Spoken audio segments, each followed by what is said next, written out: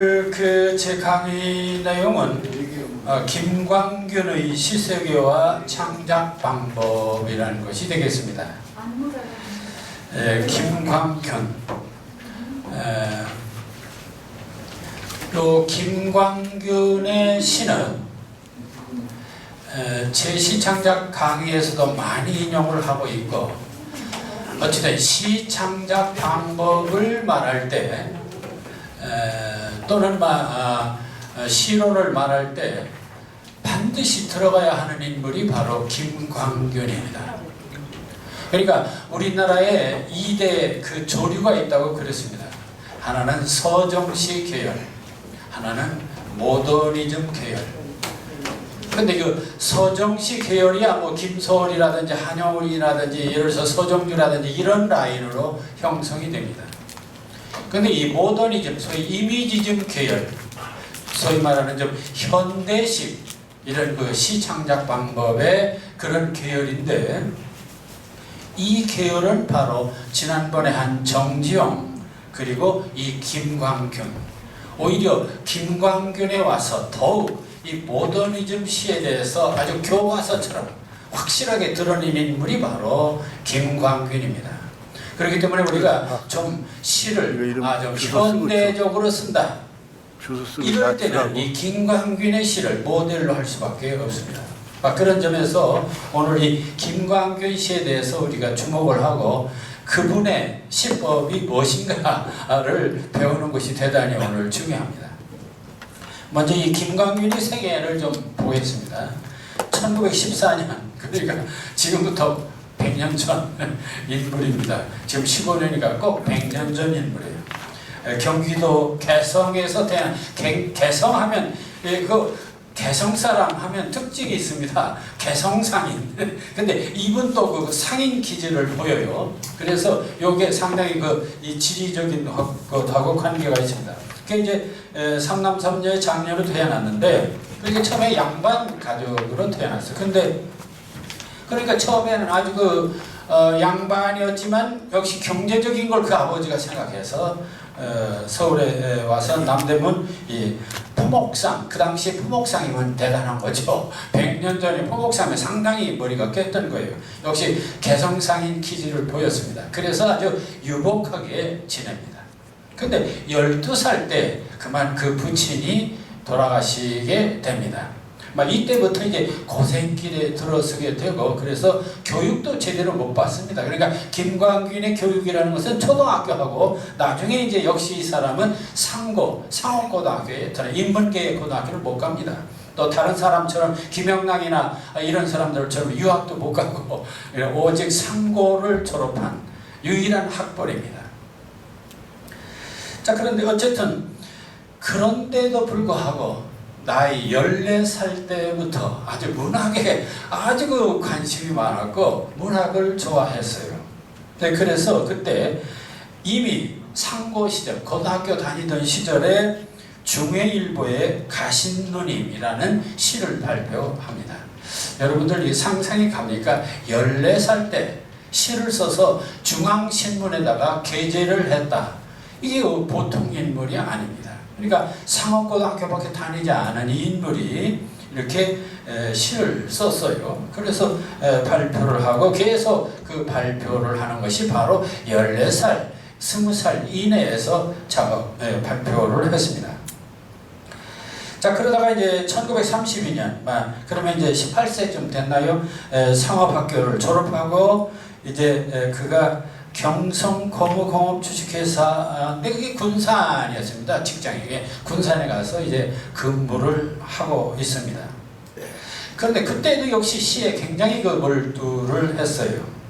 그래서 계속 중앙제 발표를 하다가 마침 서울로 근무지를 옮기게 됩니다.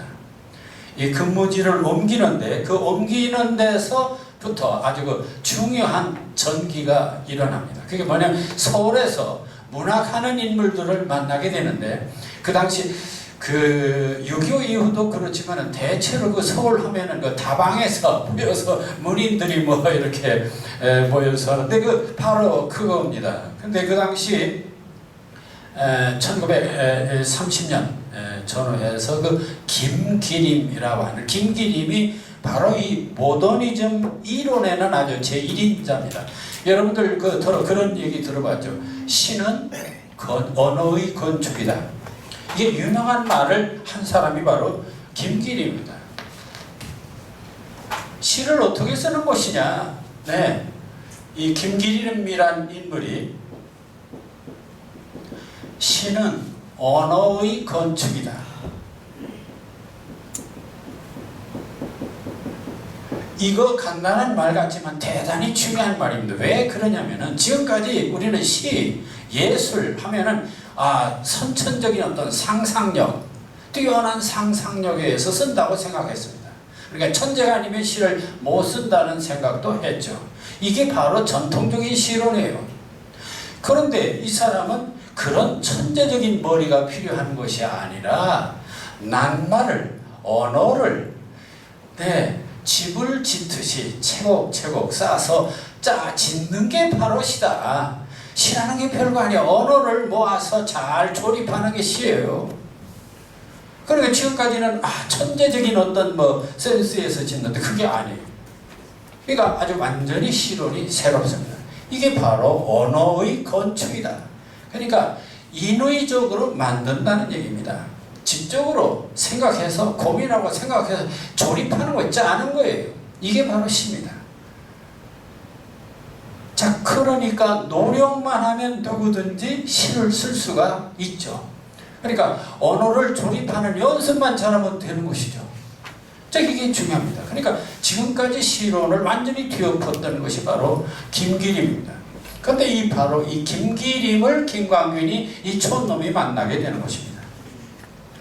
이때부터 사실은 문학 공부를 전혀 하지 않았던 김기림이 다만 문학은 좋아하지만은 김기림을 만나면서부터 서양 문물이라든지 문학 이론이라든지 이런 걸 받아들이고 바로 이 모더니즘이라는 것을 받아들입니다. 모더니즘. 바로 이 김기림은 이 모더니즘의 선구자예요. 그럼 이 모더니즘이 뭐냐? 이게 다른 말로 이미지즘이라고도 하죠. 모던은 글자 그대로 모던 보이, 모더니스트. 그러니까 현대적 그런 뜻 아닙니까? 모더니즘, 현대적. 왜 현대적이냐? 모더니즘 시가 어째서 현대적이냐? 그런 것은 바로 19세기 주로 썼던 시가 낭만주의 시입니다. 낭만주의 시. 그러니까 자신의 감정을 나는 어떻고 나는 슬프고 나는 괴롭고 애롭고 그립고 보고 싶고 이런 감정을 드러내는 시가 바로 낭만주의적이고 서정적입니다. 근데 이 모더니즘은 그런 주관적인 낭만을 완전히 폐지하고 아주 객관적으로 쓰는 것입니다. 그럼 예를 들어서 이런 것입니다. 자, 김소월 같은 경우는 저 달이 그렇게 소름인 줄을 예전엔 미처 몰랐어요. 저 달이 그렇게 소름인 줄을 예전엔 미처 몰랐어요. 이런 식이죠. 이게 서정시의 어법입니다. 그러니까 내 감정, 저 달이 그렇게 소름인 줄을 예전엔 미처 몰랐어요. 이런 식이란 말이에요. 그런데 만일 그러면 이것을 모더니즘 식으로 하면은 뭘까요? 다른 강물이다. 또는 다른 가랑잎이다. 또는 다른 뭐다. 이게 간단하게 그게 뭐냐면 강물이다. 가랑잎이다. 다른 눈물이다. 이런 식으로. 그러니까 구구하게 자기 감정을 얘기하는 것이 아니라 달이 어떠냐 하는 것을 아주 객관적으로 묘사한다. 이게 달라요. 그러니까 나를 여기다 다른 강물에 이건 나를 개입시키지 않습니다. 그리고 위에는 나를 철저히 개입시키는 것이죠. 그러니까 이 서정시와 모더니즘 시의 차이는 나를 드러내는 것이냐, 내 감정을 드러내는 것이냐, 오직 대상만을 그대로 스케치하는 것이냐, 그 차이입니다. 이게 모더니즘입니다. 그러니까 감정을 배제하고 지적으로 객관적으로 묘사한다. 자, 이게 그런데 그렇게 지적으로 묘사하는데 뭘로 묘사하느냐? 반드시 이미지라고 하는 것으로 묘사한다. 이겁니다. 이미지. 그래서 이미지즘이다 또 이렇게 말하죠. 주지주의, 모더니즘과 이미지즘은 그게 같이 따라다녀요. 그러면 이미지로 말한다는 것은 이미지가 뭡니까? 예를 들어서 다른 강물이다. 이 강물이라고 하는 이미지. 다른 가랑잎이다. 가랑잎이라는 이미지. 그러니까 예를 들어서 서정시에서는 달이 왜 이렇게 슬프게 보이는지, 괴롭고 뭐 이런 식으로 하는 게 이게 바로 서정적입니다. 근데 그거 다 생략하고 다른 강물이다. 다른 가랑잎이다. 다른 눈물이다. 다른 별빛이다. 뭐 이렇게 아주 간단명료하게 객관화시키는 것입니다. 자, 이게 바로 모더니즘이에요. 그러한 모더니즘의 이론가가 바로 김기림이고, 그래서 김기림의 이론을 받아들이게 됩니다. 자, 그러면서부터 완전히 이 사람의 시적 태도가 바뀝니다. 그럼 그 전에는 어땠느냐? 아까도 본 것처럼 가신누님, 이거 아버지 12살에 죽었죠. 그 다음에 또 누님도 또 죽었어요. 자, 그러니까 그런 어린 시절에 굉장히 그 센티멘탈한 감성적인 사람이었습니다. 이런 사람이었는데 그래서 사실 어린 시절의 시는 아주 감성적인 시를 썼어요. 그러니까 김기림을 만나면서부터 완전히 시에 대한 입장이 바뀝니다. 바뀌어서 정말 이 이미지즘 시, 소위 모더니즘 시를 김기림이 오히려 이론은 더 앞섰는데 실제 많은 사람들이 좋아하고 그 모더니즘 시로 성공한 사람은 김기림이 오히려. 이런 점에서 이 김기림을 우리가 주목할 수밖에 없다. 자, 그래서 이제 그는 그렇게 이제 새롭게 그 김기림, 오장한, 또 서정주도 만나고 하명수 뭐 이런 사람들과 이제 서울 문단에서 어울립니다. 근데 이제 문학이 이제 좋으니까, 그 당시 그 경성 고무공장 그 취직했으니까 그 굉장한 아주 대단한 것 아닙니까? 그러니까 걷어치우고 완전히 시에 전념을 하게 됩니다. 그러면서 아주 훌륭한 명작들을 몇 개 남기게 되죠. 근데 문제는 1950년 이제 6.25 사변을 만나게 됩니다. 6.25 사변 때 그 동생이 그 사업을 하고 있었어요. 근데 그 동생이 이북으로 납북 붙들려 갑니다. 그럼 이제 가족들을 살려야 되겠고 그걸 해야 되겠는데 사람이 없어요. 그러니까 할 수 없이 시를 접어두고 그가 그 사업을 맡아서 하게 됩니다. 그래서 많은 시사에서, 그리고 현대 시에서는 완전히 김광균이 이제 사업하느라고 완전히 시는 끝났다 막 이렇게 보고 있었죠.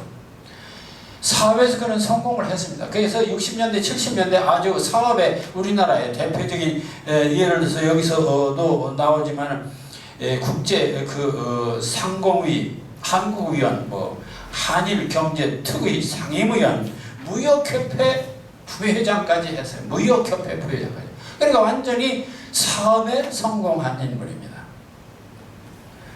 아마 그 사업하다가 시를 쓴 사람은 많지만 시 걷어치우고 사업에 성공한 사람은 아마 이 김광균의 특별한 게 바로 그 개성상인 기질, 이게 밑에 깔려 있었던 게 아닌가. 그러다가 결국 1980년 이제 나이 먹어서 다시 시로 돌아옵니다. 그래서 현대문학에 시를 발표하고 또 문단 그 모임에도 참여하고 또 시집도 몇 권 내고 막 그러다가 93년에 작고를 합니다. 그러니까 80세를 일기로 해서 작고를 하죠. 자, 그래서 그 김광균의 작품 활동은 이렇게 1926년 13세에 중해일보에 가신 누님을 발표하면서 시작 활동을 해서, 그러나 그 본격적인 시 활동은 36년 소위 시인 불합,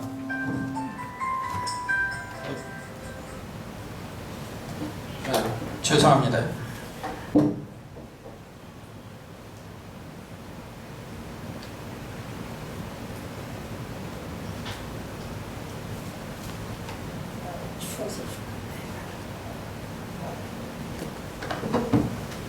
네, 그래서 그 36년부터 40년, 그러니까 이 사람이 그 쓴 시는 몇 편이 안 돼요. 시집 3권 정도 그 당시 냈죠. 근데 그게 주옥 같은 시가 돼가지고 지금까지 정말 많은 사람들이 읽고 있는 시가 됩니다. 그 대표적인 시집이 바로 그 와사등 또는 뭐 기항지 또는 뭐 황혼가 뭐 이런 세 시집을 내게 되는데, 그게 1939년, 나중에 이제 광복 후에 47년, 그리고 59년 뭐 이런 식으로 내고, 마지막에 이제 다시 그 80년대에 넘어와서 임진화 또는 뭐 해변가의 무덤 뭐 등등의 시를 내게 됩니다. 아까도 말씀드렸지만은 김기림의 시 하면은 두 가지 큰 경험을 갖게 됩니다. 그 두 가지 큰 경험은 바로 이 상업학교 재학 시절에 그가 아주 좋아했던 그 사숙했던 인물이, 그 고등학교 시절, 그러니까 한참 청년 시절이죠. 그게 바로 일본 명치말의 대표적인 낭만파 시인인 이시카와 다쿠보쿠라는, 뭐 우리는 잘 알지도 못하는 사람이지만 그 당시에는 유명했던 인물이에요. 근데 이 사람은 철저히 낭만주의 시인이었어요. 그래서 이 낭만주의 시인 이 사람에게 아주 그냥 완전히 심취 빠져버렸습니다. 그래서 다쿠보쿠에게 경도하던 때 그의 가지, 그의 시집을 끼고 건방진 문학소년이었던 나는 늘 이 성림 속에 올라와 혼자 메뚜기같이 슬픈 표정을 하고 있었다. 18살 전후의 진한 감상 속에서 다쿠보쿠의 가짐은 분명히 경의에 찬 바이블 성경이었다. 훗날 그의 텍스트가 영미 계열의 이미지즘, 모더니즘의 큰 테두리에 있으면서도, 그러니까 이렇게 한참 감수성이 예민할 때에 아주 그 다쿠보쿠의 시를 좋아했고, 그가 낭만주의 시였기 때문에, 그래서 이 청년 시절의 시는 이 다쿠보쿠의 계열 낭만주의였었습니다. 그런데다가 아버지 일찍 갔죠. 또 너희도 갔죠. 뭐 여러 가지 그런 또 상처도 있죠. 그러니까 초기 시는 아주 그런 그 애상적인, 감성적인 시가 되고, 근데 이런 그 감성적이고 애상적인 그 슬픔, 고독, 이런 것들은 그의 시 전체를 평생 이어오는 하나의 그런 흐름이 됩니다. 그래서 우리는 그 모더니즘 시를 봐도 그 시 밑바닥에는 늘 고독이 있고 외로움이 있고 슬픔이 밑에 쫙 깔려있는 것이 바로 김광균의 시입니다. 근데 문제는 그런 슬픔과 외로움을 저달이 그렇게 슬픔인 줄을 예전엔 미처 몰랐어요. 이런 식으로 하지를 않고 그 슬픔을 모더니즘의 방법으로, 이미지즘 방법으로 표현한다. 이제 이게 특징이죠. 자, 그리고 두 번째 그에게 인생 체험을 준 것은 아까 말한 바로 김기림이었습니다. 그러니까 김기림은 완전히 모더니즘이죠. 그러니까 그에게는 두 큰 계열이 있습니다. 그러니까 바로 첫째는 낭만주의, 말하자면 서정주의, 이런 것이 아주 그 밑에 깔려 있고, 두 번째는 이제 소위 모더니즘. 그러니까 이 두 가지가 복합적으로 이루어진 것이 바로 김광균이죠. 그 내면에는 늘 이런 낭만주의적 서정이 있고, 표현은 바로 모더니즘식으로 표현한다. 이게 바로 김광균입니다. 자, 그래서 초기 낭만주의 시 좀 한번 제일 처음에 썼다는 시를 좀 한번 보야겠습니다. 26, 13, 만열셋, 셋은 시입니다. 여러분들 13세 저도 중학교 다닐 때 문예반에 다니기는 했어요. 시가 뭔지 모르고 정확한 흉내를 내고 했던 시절도 있었습니다. 있기는 하지만은 13살짜리가 어떻게 썼는지 봅시다. 가신 누님, 죽은 누님 얘기입니다. 누님은 가셨나요? 바다를 건너. 죽은 누님에 대한 얘기입니다. 띠띠 하는 큰 배를 타고 머나먼 나라로 죽은 세계를 띠띠 하고 이렇게 큰 배를 타고 머나먼 나라로 동시같이 쓰기는 썼지만 어쨌든 13살을 썼습니다. 사랑하는 나를 두고 누님은 가셨나요?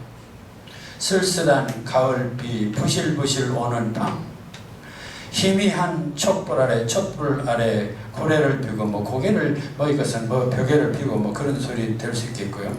재미있는 이야기 번갈아 하는 네 누님은 가셨나요? 바다를 건너 1절입니다.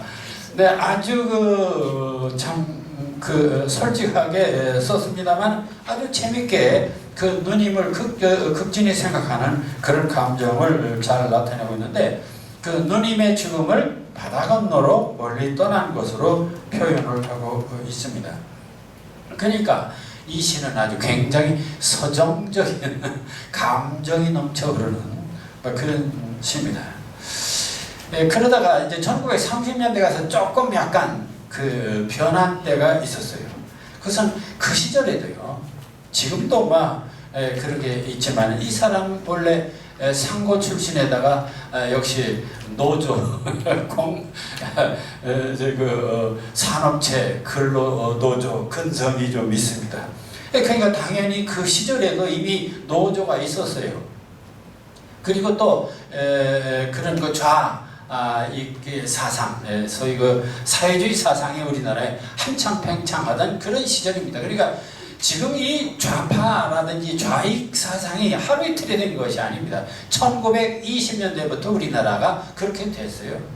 그러니까 그 시절에도 어느 직장이나 어느 곳에나 이런 민족주의 계열하고 좌파하고 이런 대결이 있었고 그들 간에 이렇게 투쟁이 있었고 그렇습니다. 그러니까 이게 30년대도 그런 게 있어요. 그래서 이 사람의 시 속에 좀 그런 기질이 있는 시가 또 보입니다. 그래서 그것을 경향시다 이렇게 또 얘기합니다. 제목이 실업자의 오월입니다. 지금 우리들도 그렇게 쓸 법한 얘기입니다. 우리도 현재 실업자 많지 않습니까? 그런데 이게 100년 전 그 사회에서도 이미 실업자의 고민은 있었습니다. 자, 이런 내용입니다. 녹음 밑에 굶주리는 실업자의 5월은 참 이렇게 산천한 녹음 속에 아주 이렇게 풍요로운데 그 속에서 굶주리는 실업자의 5월. 그 왜 하필 5월일까? 5월 메이데이 있지 않습니까? 노동자의 날 5월.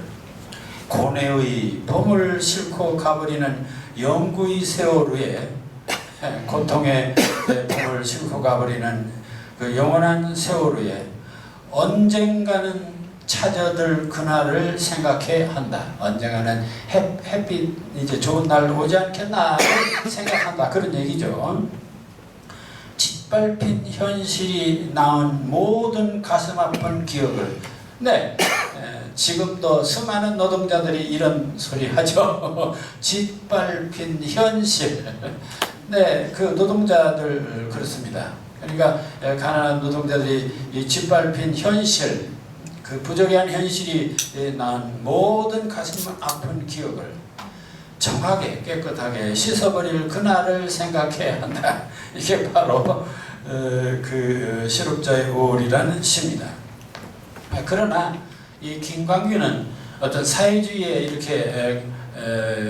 이렇게 경도되었거나 막 그런 사람은 아니고 결국 그는 아주 순수한 그러한 그 이미지즘 시에 충실을 합니다. 그래서 결국 그의 성공적인 것은 그런 초기 시가 아니고 이미지즘 시에서 그의 성공을 보입니다. 애초에 김광규는 강한 서정성을 나타냈다. 그러나 그가 1930년대 중점적으로 발표한 시들을 살펴보면 분명한 이미지즘적인 특질을 발견한다. 다시 말씀드립니다만 이미지즘 시는 아까 언어의 건축이다 라고 했는데 그럼 어떤 언어냐? 바로 그것은 이미지라는 언어로 사물을 드러내는 건축입니다. 그래서 이미지를 어떤 언어냐? 이미지라는 언어. 그럼 이미지라는 언어가 뭐냐? 이제 그것은 그 다음 보겠습니다. 자, 그리고 이 김광균이 이렇게 그런 그 이미지즘 시를 쓸 수 있었던 이유가 어디 있을까? 그것은 철저히 김광균이 굉장히 그 회화, 미술을 좋아했어요. 그 이미지즘 시를 다른 말로 회화시라고도 합니다. 이 말은 지금까지 그 노래로 또는 소리로 이렇게 음성적인 시였는데 이제 그 현대시, 이 모더니즘 시에서는 회화시, 그림입니다. 그러니까 어떻게 하면은 시를 통해서 그림으로 보여줄까? 그 얘기는 청각적인 것을 시각적으로 드러내 보일까? 시각적으로 보여주는 시. 그가 굉장히 그 미술을 좋아했다고 스스로 얘기를 합니다. 그 에세이에 이런 말이 있습니다. 고흐의 고흐입니다. 고흐의 수차가 있는 가교를 처음 보고 눈알이 빠지는 것 같은 감동을 느낀 것도 그 무렵이다. 고흐는 인상파가지고 그 사람의 그림을 보니까 눈알이 빠지는 것 같이 충격을 받았다는 얘기입니다. 굉장히 그 감수성 있는 시인입니다. 그때 느낀 유럽 회화에 대한 놀라움은 지금도 생생하다. 세계 미술 전집을 구하며 거기 침몰하는 타여 나는 급속히 회화의 바다에 표류하기 시작했다. 시집보다 화집이 책상 위에 쌓이기 시작했고 내 정신세계의 새로운 영향은 이렇게 해서 이루어진 것 같다. 자기 책상에는 시집보다도 그림책이 더 많았다는 얘기입니다. 그만큼 그림. 그래서 어떻게 하면 시를 그림처럼 드러낼 수 있을까? 바로 회화시, 그림시입니다. 이게 바로 김광균입니다. 자, 그래서 결국 그의 시는 철저히 어떻게 하면은 틈만 나면 그림처럼 드러내는 방법이 없을까? 이 회화시를 개척한 인물이다. 이렇게 볼 수 있어요. 자, 그래서 여기 그의 대표적인 시, 아니 지금도 많은 사람들이 읽고 있는 그의 시 몇 편을 골랐습니다. 그리고 이 시들을 보면은 그때나 지금이나, 그러니까 지금 1937, 8년 요 몇 년 사이에 지은 시들입니다. 그런데 그 지은 시들이 지금도 교과서처럼 우리는 그 시를 보고 즐기고 있습니다.